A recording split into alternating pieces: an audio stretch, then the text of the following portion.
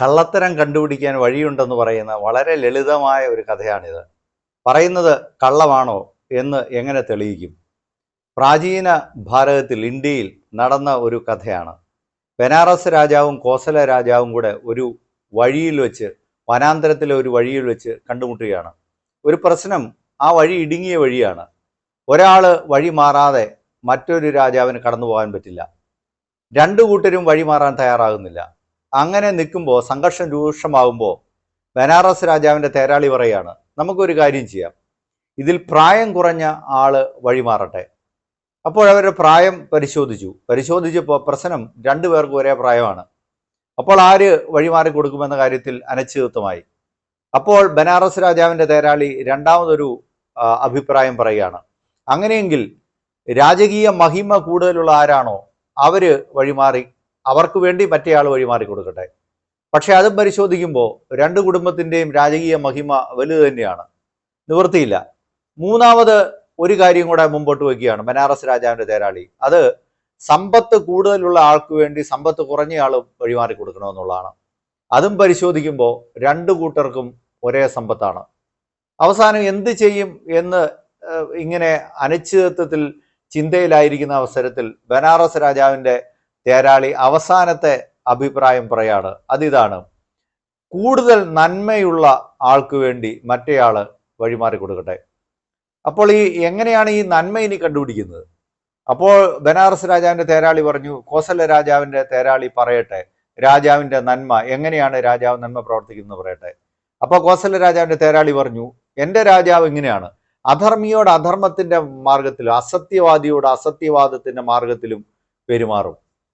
അപ്പോൾ ബനാറസ് രാജാവിൻ തേരാളി ചോദിച്ചു, അങ്ങനെയെങ്കിൽ ഈ രാജാവിൻ്റെ കുറവുകൾ എങ്ങനെ ഇനി വർണ്ണിക്കും? അവസാനം ബനാറസ് രാജാവിൻ്റെ തേരാളി പറയാണ്, എൻ്റെ രാജാവിൻ്റെ ഗുണം ഇതാണ്, അസത്യവാദിയോട് സത്യത്തിൻ്റെ മാർഗത്തിലും അധർമ്മവാദിയോട് അധർമ്മം പ്രവർത്തിക്കുന്നവനോട് ധർമ്മത്തിൻ്റെ മാർഗത്തിലും പെരുമാറി അവരെ മാനസാന്തരപ്പെടുത്തുന്ന എൻ്റെ രാജാവ്. ഇത്രയും പറഞ്ഞു കഴിഞ്ഞപ്പോൾ പിന്നെ തോൽവി സമ്മതിക്കാതിരിക്കാൻ പറ്റില്ല. കോസല രാജാവ് അവൻ്റെ തേരാളി തേര് സൈഡിലേക്ക് മാറ്റി നിർത്തുകയാണ്. പ്രിയപ്പെട്ടവരെ, നമ്മൾ ഇത് കേൾക്കുന്ന സമയത്ത് ഇതാണ്, ആരാണ് സത്യവാദി എന്നുള്ളത്, ആരാണ് ധർമ്മിഷ്ഠൻ എന്നുള്ളത് ബനാറസ് രാജാവാണ് എന്ന് നമ്മൾ വിചാരിക്കുന്നു. പക്ഷേ സത്യം അതാണോ? നമ്മുടെ മുമ്പിലുള്ള ചോദ്യം ഇതാണ്. ഈ കഥ പിന്നീട് പറയുന്ന ഇതാണ്. ചോദ്യം ഇതാണ്, സത്യവാദി ആയിരുന്നെങ്കിൽ, ധർമ്മിഷ്ഠനായിരുന്നെങ്കിൽ ആദ്യം തന്നെ വഴിമാറി കൊടുക്കില്ലായിരുന്നോ കോസല രാജാവിന് വേണ്ടി? ചെയ്തോ? ഇല്ല. അല്ലെങ്കിൽ രണ്ടാമത് ഇത്രയെല്ലാം വാഗ്വാദങ്ങൾ ഉണ്ടായിട്ടും എന്നാൽ പോട്ടെ എന്ന് വിചാരിച്ച് വഴിമാറി കൊടുക്കുമായിരുന്നല്ലോ? ചെയ്തോ? ഇല്ല. വാശി പിടിച്ച് തന്നെ നിൽക്കുകയല്ലേ ചെയ്തത്. അപ്പോൾ മറ്റേ രാജാവിനേക്കാളും ഈ രാജാവ് സത്യവാദിയാണ്, ധർമ്മിഷ്ഠനാണ്, നന്മയുള്ളവനാണെന്ന് എങ്ങനെ പറയും? ബനാറസ് രാജാവിൻ്റെ തേരാളി മനോഹരമായ ഭാഷയിൽ അവതരിപ്പിച്ചു കാര്യങ്ങൾ. അതിൽ എല്ലാവരും വിശ്വസിച്ചു എന്നുള്ളത് മാത്രമല്ല സത്യം.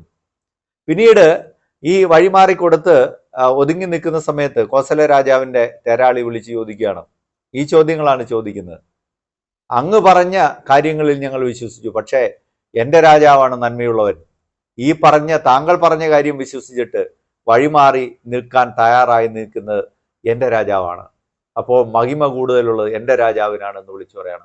അപ്പോൾ പ്രവൃത്തികളിലേക്ക് നോക്കുമ്പോഴാണ് ശരിക്കും നമ്മൾ പറയുന്നതിലെ ആ വ്യത്യാസം നമുക്ക് മനസ്സിലാക്കാൻ പറ്റുന്നത്, നമ്മൾ പറയുന്നതിലെ പൊള്ളത്തരം നമുക്ക് മനസ്സിലാക്കാൻ പറ്റുന്നത്.